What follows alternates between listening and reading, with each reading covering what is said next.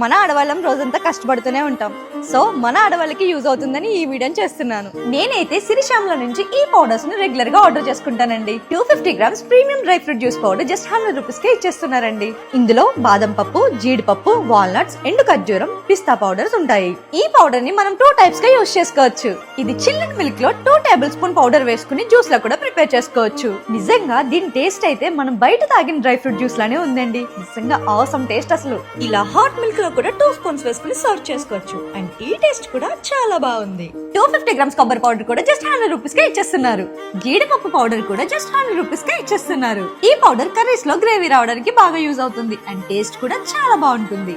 మీరు ఎప్పుడైనా జీడిపప్పు పౌడర్ వేసిన కర్రీని ట్రై చేశారా? మా ఇంట్లో కర్రీస్ కి అయితే ఈ పౌడర్ ని ఎక్కువ యూజ్ చేస్తాను.